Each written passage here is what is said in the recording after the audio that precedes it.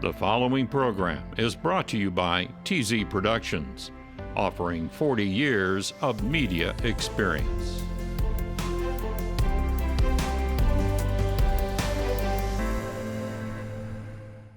Support also comes from viewers like you. Thank you. This is where the stars, the power players, the movers and shakers come to share their stories. This week, we go one-on-one with a hometown boy, one who has skyrocketed to fame on the world stage. Music fans around the world know Chris Mann for his smooth, classically trained voice, his wide-ranging repertoire, and his commanding stage presence. This charismatic crooner burst on the music scene during the 2012 season of The Voice television program. It was the big break that would propel this Wichita native to stardom.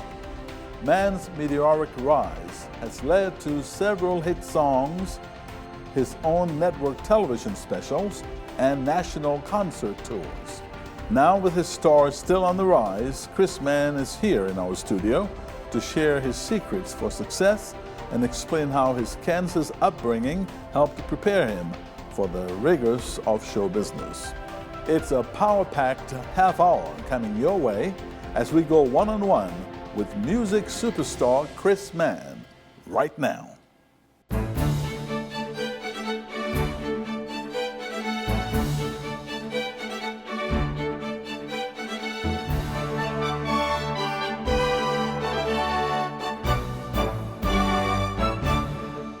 Welcome to One-on-One. I'm Victor Hogstrom.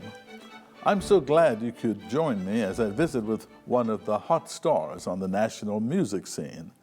He is back in his hometown of Wichita for a quick visit, and we're happy he was able to stop by the KPTS studios to go one-on-one.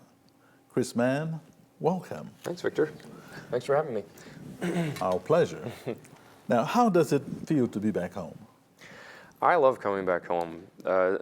Growing up in Wichita was such a blessing, as an adult now who's lived in many big cities. There's a lot that I appreciate about having grown up here, and it's always so great to come back, and my family still lives here, and that it feels like I never left. And you're back because you're working with the Wichita Grand Opera. Yes. Performing during the holidays. Yes. And I understand you're selling the place out. Well, I hope so. That would be nice, wouldn't it?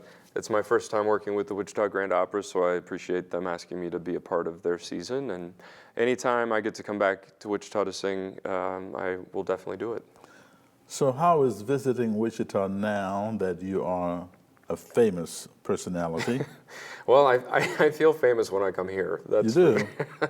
Yeah, because I think we bugged everyone's TV so much when I was on The Voice, and I appreciate that, but it was kind of overload. So I think people were either loving it or hating it that I was on every night on the news or whatever. But that's been a really nice thing later to come back, and I still have a lot of support here, and it certainly carried me through the last 5 years. It's been 5 years since I was on The Voice, and I haven't really stopped. So coming home, it's fun. I go to my favorite places I love to eat at, and I'm always on the coffee hunt. That's sort of my big thing, no matter where I go, is to find the new coffee shops. And I do notice that there are people that remember, even just at the airport, just when I flew in, the baggage claim people all remembered it. So it's kind of nice, to be like, well, thank you so much for still caring. I appreciate it.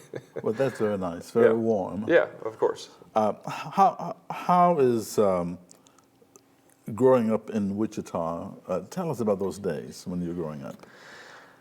I had a super normal, I grew up on the east side. I suppose around here you have to really distinguish that. And attended Southeast High School? I went to Southeast, yeah. The old one. The old one. Yeah, the old one. Now I have to distinguish that too.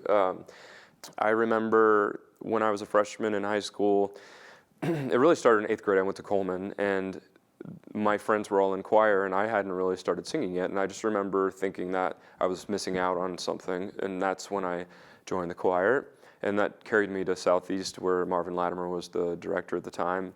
And he called my parents and said, he's got a great voice, you should really take this seriously. And that was really the beginning of just that. So I ended up taking voice lessons at Wichita State during high school from Dr. Vernon Yenny, and he did a great job of sort of helping me sort of just get a classical basis at that young age of 15 years old, when you really don't want to do too much technique anyway. You just want to not screw yourself up. Like, that's sort of the goal of voice lessons at that age.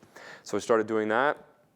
And then I remember hearing some of my friends, I started doing music theater for young people, and my first audition, I ended up getting the lead as Danny Zuko, which is appropriate with my leather jacket right now, so I've never sort of let that go, apparently. That's when my castmates were like, oh, auditioning for internships at Music Theater of Wichita, and I was like, well, what's Music Theater of Wichita? And so I did, and I got an internship there one summer, and then the next summer was part of the company there. So that's how I met Wayne Bryan, which was when I was 16 years old, probably. And yeah, so I was always very involved, and looking back, I feel very fortunate that we have so many amazing opportunities here in Wichita, no matter what you're doing. And I run into people all the time professionally that have come through here, and it's always really fun. So are you living your dream? Am I living my dream? I mean, yeah, of course, I am. The longer you do this, the more that becomes like, this is the dream. It's a job. So when I was playing the Phantom in Phantom of the Opera, which I did 700 times. Wow. So it's a lot of playing the Phantom, and not to mention rehearsals and traveling. And of course, it's the largest touring production of its kind in the country. It's the highest grossing musical ever. It's a huge opportunity, which I loved, getting work with Cameron Mackintosh and Andrew Lloyd Webber. But when I'm at the stage door and there's young people there who say the same thing, like, you're living the dream, I had to constantly remind myself of that, because it's true. Even though I have been up and down, and I've done this for 12 years, 15 years, so it doesn't feel as much. The shine of it has worn off a little bit, and I occasionally, that was always a really good reminder that I need to be very thankful for the opportunities I have, and that in fact it is. Now, they don't understand either that living the dream is a huge grind and requires lots of work, and it's not like, it doesn't mean that it doesn't have its own negatives either. But yeah, I'm very lucky to have a very nice life purely off of music. And talking about negatives, we know that music, the music world, show business as a whole, has its personal trials, challenges, and temptations. Right. So how did your parents react when you told them that you were going to become a singer, a professional singer? Yeah, they've never flinched for a second at that. It's always been who I am, and they've always been very supportive of it and never questioned it once. And anytime I start to question it, or have in the past, they're the ones that are, encouraging me to not forget that I'm very fortunate, and this is what I want to do, and this is what I do. So yeah, I've never had to worry about that, and I guess I am lucky, because I know other people whose parents, it's like their worst nightmare, and that was not my case. So what makes you so different from the rest? As a person, or Yes. as a musician? Yeah, as a musician, because you have escaped so far those trials, and temptations and challenges. It's because I'm very boring. I mean, that's really what it is. My wife and I live in LA, and we have a very normal life, and when we first moved there, it's been 10 years, I remember I was very much sort of doing the Hollywood scene and stuff, and even when I was very interested in that and a part of it in a different way, we never really bought into it too hard. And so boring is good. Boring is good. Is a good boring thing. is good sometimes. Yeah. I think sometimes if I reflect on my career, and because I've been on a couple major labels and done some records, and some did really well and some didn't, and some I would tweak. And if I think how bizarre many very successful artists are, and not as a criticism, just in reality, Lady Gaga, for example, how bizarre is she? And there's an element of that I just don't have. I'm not gonna wear a meat dress. Right. I almost did for your interview, but then I changed my mind. So I mean, has it like left me out of being a total disaster?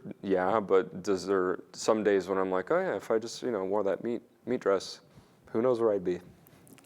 So tell us, how are you different in private versus your public life? I'm the same.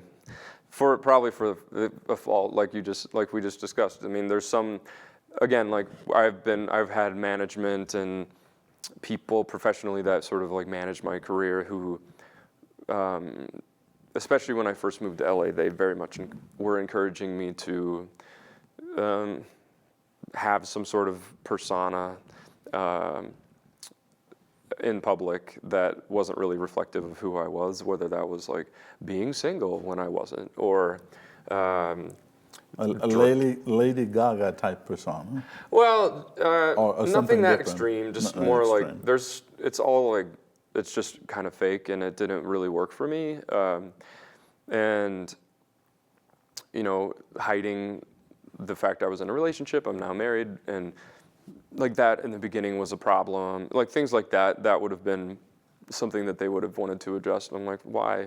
I'm not a 16-year-old new artist. At the time I was like 30, I'm 35. So it's not like it's a big problem that's not abnormal at 30 years old to be in a committed relationship. So that was one sort of battle I had to fight. But and the truth is that my fans are incredibly supportive of my family life, and that's sort of the irony of it all. We have a baby who's 3 months old, and whereas previously someone in the industry might have told me like, no, you don't want to be tied down. You want to be available to everybody for their like dream or whatever. It's ridiculous. When I post anything family related, it gets the most positive response. It gets the most likes. It's actually the opposite of what they were pushing for. It was like just being genuine. Right. It kind of wins at the end of the day. Tell us about The Voice. How did you get to develop that interest and to compete? The Voice I get asked all the time for advice on how to get on. It's purely luck. Like, it's such a lottery, winning the lottery. I won the lottery with that show. And I had auditioned for American Idol a couple times and never got anywhere. I had auditioned for season 1 of The Voice and not gone anywhere. And I auditioned again and kind of didn't think anything of it. And I went in with a purpose this time, which was to really represent the genre that I love, which is a more like classical-based singing, which is what I've always done. And did you do that on the previous? No, I probably was doing more pop focus. So I kind of knew that would be the right move to really commit to one genre. I love so many types of music, so it's better, instead of going in and confusing people, I was like, I'm just going to wear this hat. And I didn't get on. I didn't make it on the show. So I found I was singing on the Muppets movie. I do a lot of movie singing and stuff. I wasn't a character. I was just singing on the score. And I got an email, rejection email. I was like, okay, whatever. I never make it on these shows. And then about 6 weeks later, I got a call, and they had changed their mind. And I went right to the blind auditions, and very overwhelming and crazy. And my parents flew out, and we thought, wow, this is so exciting. And Mark Burnett, who's the producer extraordinaire behind the show, I met him right before I went out, and he was like, I don't know if anyone's going to turn around for you, but I'm glad you're here. And I'm pretty confident that I was supposed to be some sort of diversity moment for a second. And then I almost won. So it was not supposed to go that way, and it did. How has The Voice changed your life? Well, it changed everything in that that show was breaking right when I was on. I was on season 2. They're currently filming season 13 and 14. That was 5 years ago.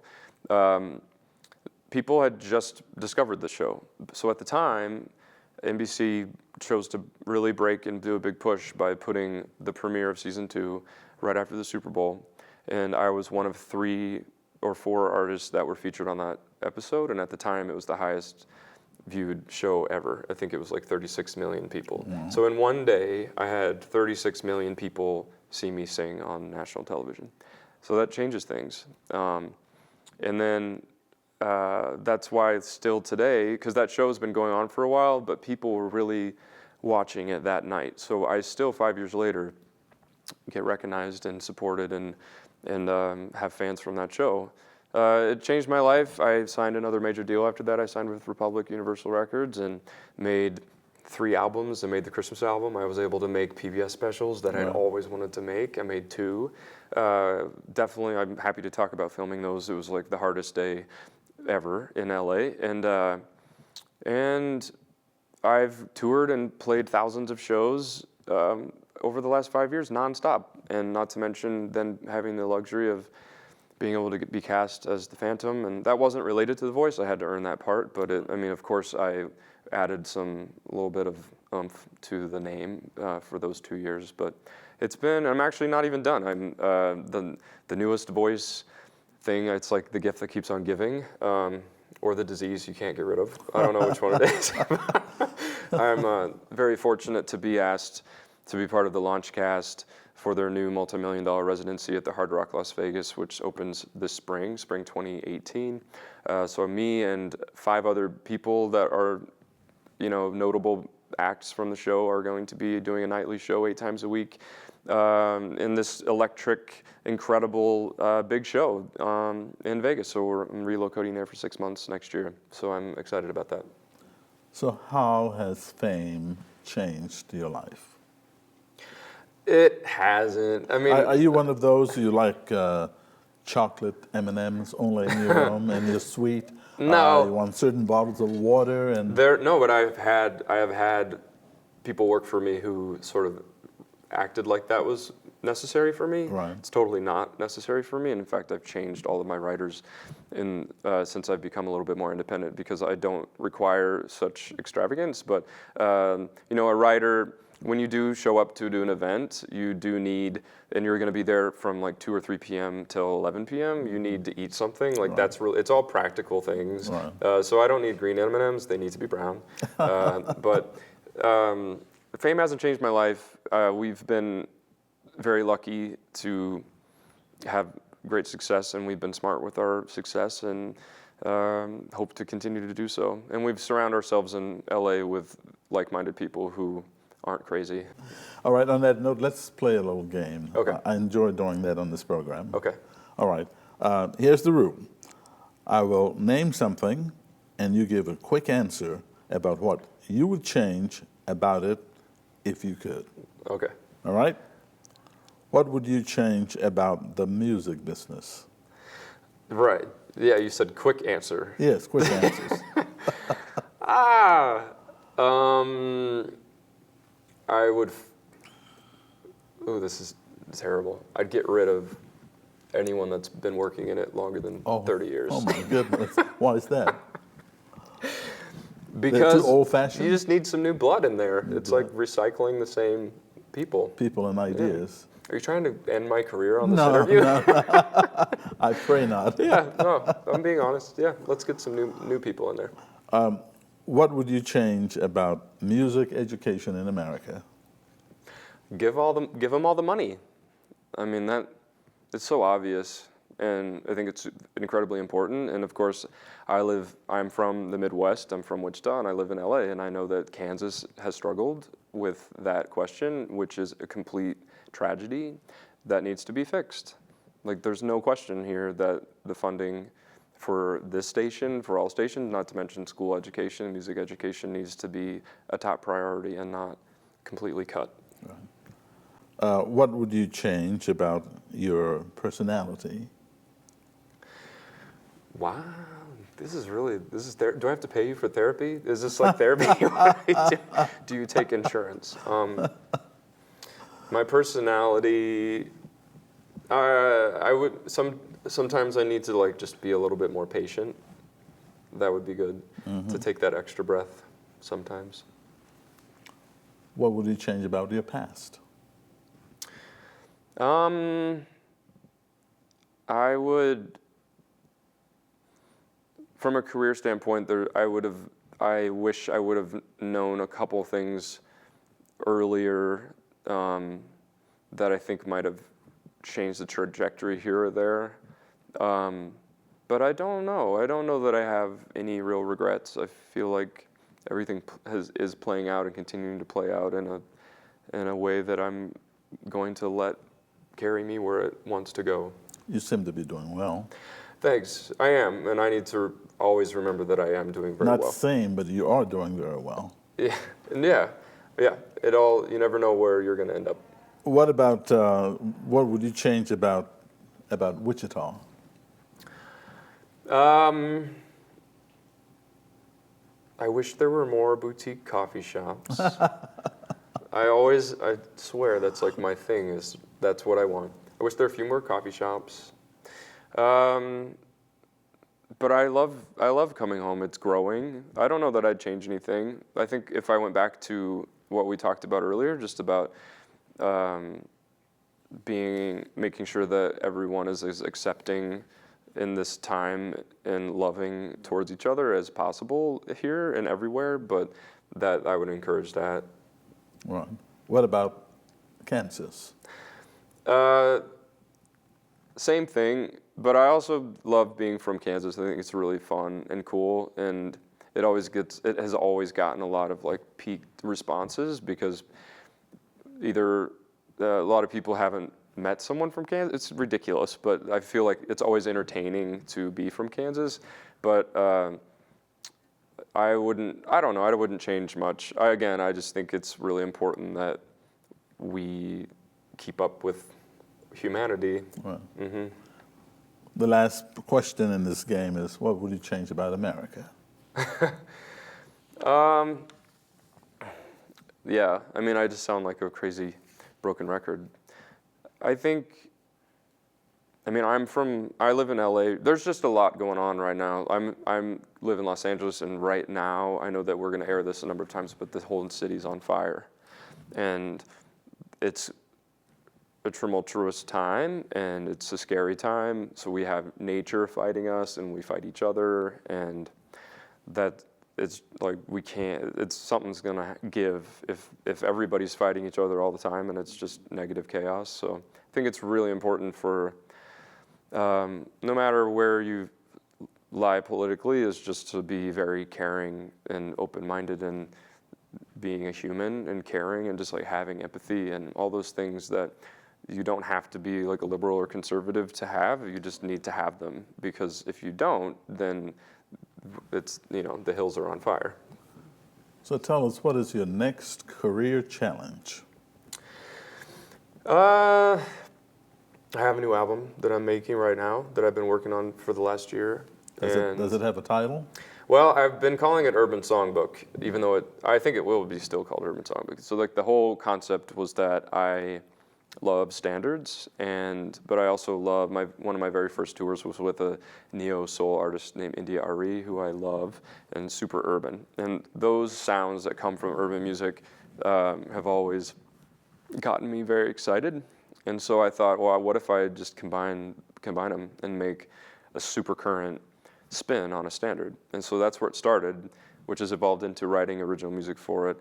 And it's basically the pop record that I was kind of too afraid to make. And I think my biggest challenge moving forward right now is to not stay safe, because I am known to sing a certain way, and because I have somewhat of an expectation of what people expect from me. I'm kind of excited to challenge myself to break the mold for myself and also just do what I feel like I do best. So that's my goal for next year. So talking about playing safe, how do you plan to remain relevant as you grow in your career and continue this wonderful music that you provide? Right. I think it's a really important question that I've asked myself, because it would be very easy for me to make a beautifully glorious symphonic album that would feel great coming out of my mouth and would feel great coming into somebody's ears. But to stay relevant, all the things that I love about pop music are relevant, and I can do them. And my fans that knew me before The Voice, and when I made my first Sony record that never came out, like, they know that is who I truly am, songwriter. And so staying relevant means creating the project and putting it out, and not being afraid at it being rejected. So I've already tested out some of the songs at my concerts, and they go over great. So it's kind of funny, like, you're only afraid, if you're afraid yourself, then you can hold yourself back. So Chris, if it all went away today, what would you do? I would go to business school, and I'm very excited about. I love the business of music, and so it always interests me. It wouldn't. At some point, I'll probably go back and get my MBA. That would be exciting to me, and also I think I could re-enter the industry on the executive end with a really unique perspective of someone that has actually done it, and then has the business acumen to be able to go in and make changes that I think would be relevant. So I think that is in my future. That's a great plan B. Yeah. My final question is, what advice would you give a youngster watching this program right now that would like to walk in your footsteps? I would say, anytime anyone asks me, a young artist asks me for advice, it's sing everywhere, all the time. I can literally pinpoint the moment that sort of allowed me to get in the business, and I sang the alma mater at Vanderbilt for my graduation, and one of my classmates' mothers was there, and she worked at a label in New York, and she hooked me up with my first manager, and that really was the beginning of everything. So had I not sung at the graduation, who knows where I would have ended up. I would have fought and gotten there eventually, but I don't know how it would have worked out. So always say yes and sing and get out there. Take advantage of the many, many opportunities that we have in Kansas and wherever this broadcast is, but specific to Kansas and especially Wichita, we have so many opportunities here. And I guess I would say, to be like the older cynic, is like, don't bother unless you can't live without a career in music and performing. If there's at all a doubt that you aren't in it 1,000%, like, don't bother. Wow. On that note, thank you. Thank you. It's been a pleasure having you. My pleasure. I love PBS. I would definitely say that one of the highlights of my whole career was filming PBS specials and doing the National Pledge breaks. I think it's really important. It certainly inspired me when I was growing up, and the fact that I had that amazing opportunity is something that I'll always treasure. Right. So thanks for playing my specials. And thanks for being here. Yeah. And thank you for joining us for this week's edition of One-on-One. If you have any questions or comments, please email us at oneononekpts.org. We'd love to hear from you. Until next time, I'm Victor Hogstrom. Thanks for watching.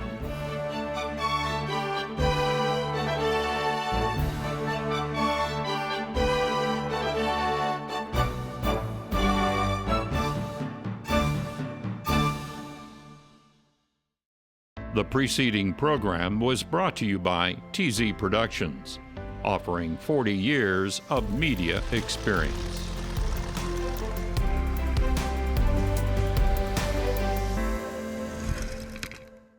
Support also comes from viewers like you. Thank you.